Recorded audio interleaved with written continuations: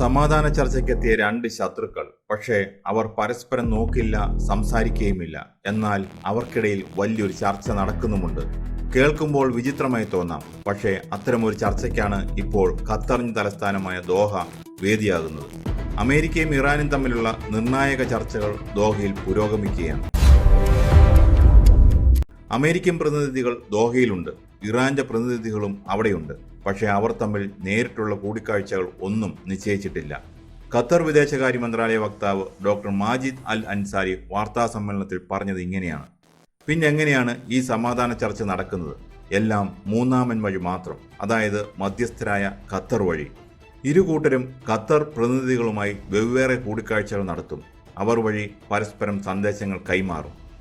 നയതന്ത്ര ലോകത്ത് ഇതിനെ പ്രോക്സി ടോക്സ് അല്ലെങ്കിൽ ഷട്ടിൽ ഡിപ്ലോമസി എന്ന് വിളിക്കും. അമേരിക്കൻ പക്ഷത്തു നിന്നും ഈ ചർച്ചകൾക്കായി ഖത്തറിലെത്തിയിരിക്കുന്നത് സ്റ്റീവ് വിറ്റ്കോഫും ജെറേഡ് കഷ്ണറും. അമേരിക്കൻ ഭരണകൂടത്തിൽ പ്രത്യേകിച്ച് മിഡിൽ ഈസ്റ്റ് നയങ്ങളിൽ വലിയ സ്വാധീനമുള്ള നേതാക്കളാണ് ഇവർ. മറുഭാഗത്ത് ഇറാന്റെ മുതിർന്ന നയതന്ത്രജ്ഞരും ദോഹയിലുണ്ട്. ഇവർ പരസ്പരം കാണാതെ ഖത്തറിലെ നയതന്ത്ര ഉദ്യോഗസ്ഥരെ മാറി മാറി കണ്ട് സംസാരിക്കുകയാണ് ഇപ്പോൾ ചെയ്യുന്നത്. ഇത്തവണ ചർച്ചകളിൽ പാകിസ്ഥാൻ ഇല്ല. ഖത്തർ മാത്രമാണ് ഇവിടെ പ്രധാന മധ്യസ്ഥനായി പ്രവർത്തിക്കുന്നത്. ഖത്തർ സ്വന്തം നിലയ്ക്കാണ് ഈ ചർച്ചകൾക്ക് ചുക്കാൻ പിടിക്കുന്നത്. ഈ ചർച്ചകളിലെ ഏറ്റവും പ്രധാനപ്പെട്ട തർക്ക വിഷയം പണം തന്നെയാണ്. ഇറാന്റെ മരവിപ്പിച്ച് നിർത്തിയിരിക്കുന്ന സാമ്പത്തിക ആസ്തികളെക്കുറിച്ചാണ് പ്രധാന ചർച്ച. ഏതാണ്ട് $6 ബില്യൺ മൂല്യമുള്ള ഇറാനിയൻ ഫണ്ടുകൾ അന്താരാഷ്ട്ര ഉപരോധങ്ങളെ തുടർന്ന് മരവിപ്പിക്കപ്പെട്ടിരിക്കുകയാണ്. ഈ $6 ബില്യൺ ഇതുവരെ ഇറാന് കൈമാറിയിട്ടില്ല. ചർച്ചകളിൽ അനുകൂലമായ തീരുമാനമുണ്ടായാൽ മാത്രമേ ഈ ഫണ്ട് റിലീസ് ചെയ്യപ്പെടൂ. നേരിട്ട് സംസാരിക്കാൻ പോലും ഇഷ്ടമില്ലാത്ത ഈ രണ്ട് രാജ്യങ്ങൾ തമ്മിലുള്ള ചർച്ചയ്ക്ക് ലോകം ഇത്രയധികം പ്രാധാന്യം നൽകുന്നത് എന്തുകൊണ്ടാണ്? കാരണം ലളിതമാണ്. മിഡിൽ ഈസ്റ്റിലെ സമാധാനവും ലോകത്തിന്റെ സാമ്പത്തിക ഭദ്രതയും ഈ ചർച്ചകളെ ആശ്രയിച്ചാണ് ഇരിക്കുന്നത്. ഇറാനും അമേരിക്കയും തമ്മിലുള്ള ശത്രുത വെറുമൊരു വാക്പോരല്ല. അത് യമനിലും സിറിയയിലും ലെബനിലും ഒക്കെ പ്രതിഫലിക്കുന്ന ഒന്നാണ്. ചർച്ചകൾ പരാജയപ്പെട്ടാൽ അത് മിഡിൽ ഈസ്റ്റിൽ വലിയൊരു യുദ്ധത്തിന് വഴിവെച്ചേക്കാം. ഹോർമൂസ് കടലിടുക്കിലൂടെയുള്ള അന്താരാഷ്ട്ര എണ്ണക്കടത്തിനെ നിയന്ത്രിക്കാൻ ശേഷിയുള്ള രാജ്യമാണ് ഇറാൻ. ചർച്ചകൾ പാളിയാൽ എണ്ണവില കുതിച്ചുയരും. അത് ഇന്ത്യ അടക്കമുള്ള രാജ്യങ്ങളെ ബാധിക്കും. ഇറാന്റെ ആണവ പദ്ധതികളെ നിയന്ത്രിക്കുക എന്നത് അമേരിക്കയുടെ വലിയൊരു ആവശ്യമാണ്. ഒപ്പം തങ്ങൾക്ക് മേലുള്ള സാമ്പത്തിക ഉപരോധങ്ങൾ നീക്കണമെന്ന് ഇറാനും ആഗ്രഹിക്കുന്നു. ഇക്കാരണങ്ങളാലാണ് ഈ ചർച്ചകൾ ഇത്രയും രഹസ്യമായും ശ്രദ്ധയോടെയും കൈകാര്യം ചെയ്യുന്നത്. നേരിട്ട് കണ്ടാൽ ചർച്ചകൾ തടസ്സപ്പെടാൻ സാധ്യതയുണ്ടെന്ന് ഇരുപക്ഷത്തിനും അറിയാം. അതുകൊണ്ട് ഖത്തർ എന്ന വിശ്വസ്തനായ മൂന്നാമൻ വഴി കാര്യങ്ങൾ നീക്കുകയാണ് പ്രായോഗികമെന്ന് അവർ തിരിച്ചറിയുന്നു. ഖത്തറിനെ സംബന്ധിച്ച് ഇത് അവരുടെ നയതന്ത്ര വിജയമാണ്. ഇപ്പോൾ നടക്കുന്ന ചർച്ചകൾക്ക് കൃത്യമായ ഒരു സമയപരിധി നിശ്ചയിച്ചിട്ടില്ല. ഇതൊരു നീണ്ട പ്രക്രിയയാണ്.